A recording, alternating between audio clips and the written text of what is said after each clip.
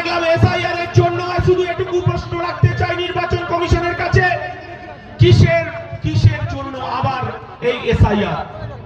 আমার voter card আছে, আমার আধার কার্ড আছে, আমার ব্যাংকের পাসবই আছে, আমার জমির দলিল আছে, আমার পর্চা আছে, আমার রেশন কার্ড আছে, আমার সমস্ত পরিচয়পত্র থাকার পরেও আবার আমাকে ভোটাধিকারের জন্য কার্ড তৈরি করার জন্য এসআইআর এর মুখোমুখি হতে হচ্ছে। বিষয়টা তা নয়, বিষয়টা আমাদের বুঝতে হবে।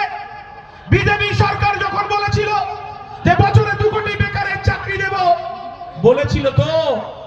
বলেছিল জিরো ব্যালেন্সে 15 লক্ষ টাকা ঢুকিয়ে দেব, বিদ্যুৎ ফ্রি করে দেব, সারের দাম কমে যাবে, পেট্রোল ডিজেলের দাম কমে যাবে। আর ভারতবর্ষের মানুষ যখন নরেন্দ্র মোদীকে প্রশ্ন করছে কোথায় গেল পেট্রোল ডিজেলের দাম কমলো কোথায়, গ্যাসের দাম কমলো কোথায়, বেকারের 2 কোটির চাকরি কোথায় গেল, তখন আমাদেরকে বারবার এনআরসি এবং সর্বশেষ এসআইআর এর ভয় দেখিয়ে আমরা তখন আমাদের নাগরিকত্ব নিয়ে ব্যস্ত থাকবো। আমরা তখন নাগরিকত্বের জন্য যখন আমরা জেরক্সের দোকানে দাঁড়াবো, ফটো তুলতে ব্যস্ত থাকবো, অফিসে লাইন দেব, তখন আমার